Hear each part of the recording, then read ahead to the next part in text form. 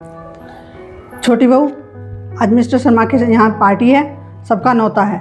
तुम ये वाली साड़ी और ये वाली ज्वेलरी पहन के चलना, ठीक है ना? वाह मम्मी जी, बहुत सुंदर साड़ी है, बहुत सुंदर हार है,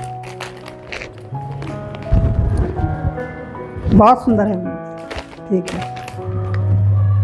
उन शर्मा को भी तो लगे हमारी बहू कितनी सुंदर है, छोटी, और कितनी पढ़ी लिखी है, और कितने ऊंचे घर से आई है।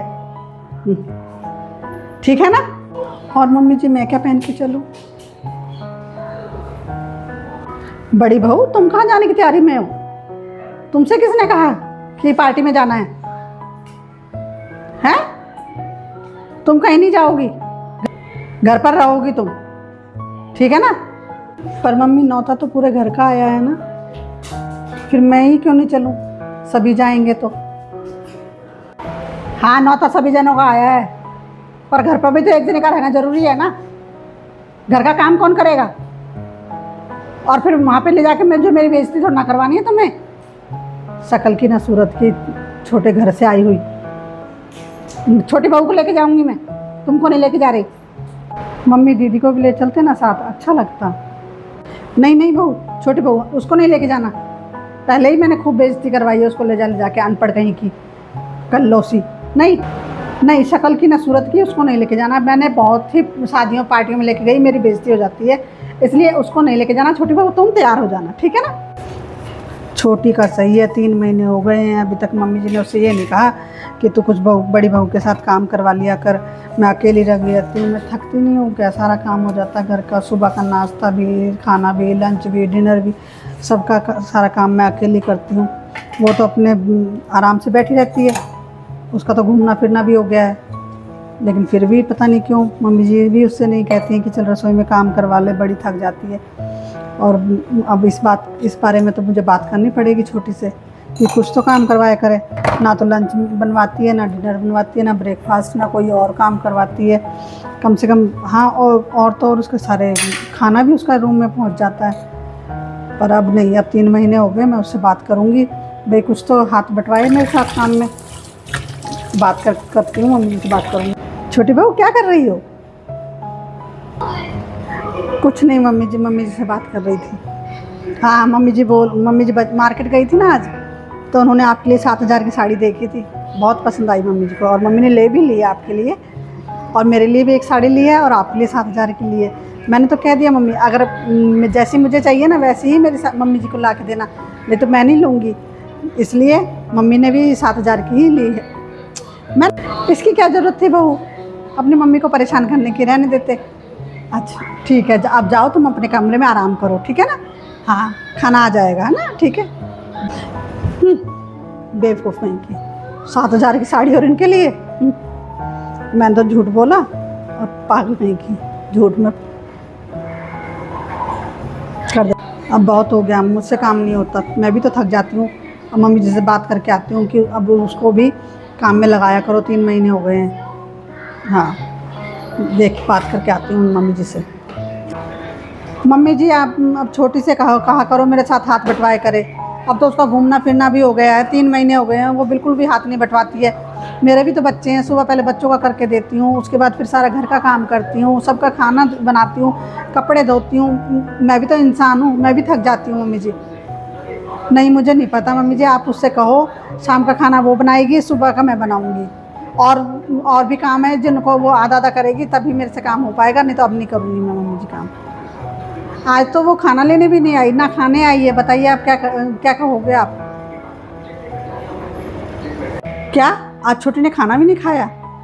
और तुमने पूछा भी नहीं? तुम बड़ी बहन जैसी हो ना उसकी, तो तुम्हें पूछना चाहिए ना कि तुमने खाना क्यों नहीं खाया। छोटी, जाओ पूछ के आओ उससे। छोटी, तुम्हारी तबीयत तो ठीक है ना? आज तुमने खाना नहीं खाया है, कोई परेशानी है तुमको? नहीं दीदी, वो मेरा 11 का व्रत है ना। हाँ, तो फिर व्रत वाला खाना तो अलग ही बनता है ना। अब मेरी इतनी हिम्मत नहीं थी कि मैं किचन साफ़ करके दोबारा मेरे लिए खाना बना सकूं, और आप थक जाते हो इसलिए मैंने आपसे कही नहीं। हाँ, अब मुझ में हिम्मत नहीं है दीदी, मैं तो पानी पी के ही व्रत कर लूँगी। हाँ नहीं छोटी, तुम पानी पी के व्रत क्यों करोगी? मैं हूँ ना, मैं बना के लाऊंगी। तुम्हें क्या खाना है बताओ? बर्त वाला खाना मैं बना दूंगी, किचन साफ करके और मैं बना दूंगी। तुम बैठो, है ना, तुम आराम करो, ठीक है। हाँ हेलो, हाँ मम्मी, हाँ हाँ, नहीं सब ठीक है। अरे मम्मी, दोनों ही पागल हैं। अपने आप को सास बड़ी चतर समझती है और जेठानी बेचारी सारा दिन काम में लगी रहती है। आज मुझे आपके हाथ की बनाई हुई खिचड़ी खाने का मन था, तो मैंने 11 का बहाना कर दिया कि मेरा 11 का व्रत है। हाँ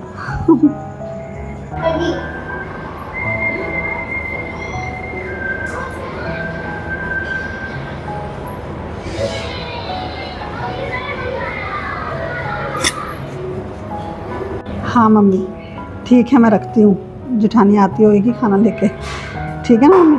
हाँ। वाह छोटी, तुमने काम ना करने के लिए तुमने उपवास का बहाना बनाया, झूठ बोला। तुमने मम्मी जी से भी झूठ बोला। अरे छोटी, ऐसी उम्मीद नहीं थी तुमसे। नहीं नहीं दीदी, ऐसी कोई बात नहीं है। नहीं दीदी, मुझे माफ़ कर दो दीदी, प्लीज़। हाँ, मैंने आपसे झूठ बोला, पर मेरा मन आपको दिल दुखाने का नहीं था। प्लीज़ दीदी, माफ़ करना। हाँ। क्या शोर कर रखा है छोटी बहू के कमरे में? क्या हुआ? मुझसे क्या पूछते हैं? पूछिए अपनी छोटी बहू से जो झूठ बोलती है, आपको भी मूर्ख बोलती है। मैं थकी हुई थी, थकने के बाद भी इसके लिए किचन साफ़ करी, मैंने खाना बनाया और मुझसे झूठ बोला इसने कि व्रत है, और इसका कोई व्रत नहीं है।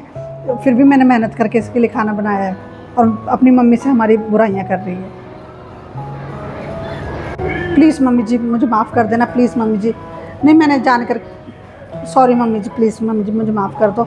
अब मैं दीदी के साथ सारा काम करवाऊँगी, दीदी का हाथ बटवाया करूँगी, सुबह शाम दीदी के साथ काम करवाया करूँगी। Please mummy ji please. नहीं, कोई माफ़ी नहीं मिलेगी। तुमने हमें मूर्ख समझ रखा है। मैं तो बड़ी बहू को ताने मारती हूँ, तुम तो उससे भी बुरी हो जो हमारी बुराइयाँ कर रही हो। मैं इतना प्यार कर रही हूँ तुमसे, इतना सब कुछ ला के दे रही हूँ तुमको, फिर भी तुम मेरी बुराइयाँ कर रही हो, मुझे मूर्ख बता रही हो। मम्मी जी माफ़ कर दीजिए इसको, अभी छोटी है ना, अभी अकल नहीं है, अभी दुनियादारी की समझ नहीं है इसको, इसलिए कोई बात नहीं। पर आगे से ये मेरे साथ सारा काम करवाएगी ना? ठीक है मम्मी जी, मैंने इसको माफ़ किया, आप भी कर दीजिए। देखा, जिसकी बुराई मैं और तुम करते हैं ना, वही तुमको माफ़ करने के लिए बोल रही है। अब आगे से इसके साथ सारा काम करवाओगी तुम, संग बराबर काम करवाओगी, सुबह भी, शाम को भी और दोपहर में भी, ठीक है ना? चलो ठीक है, माफ़ करती हूँ।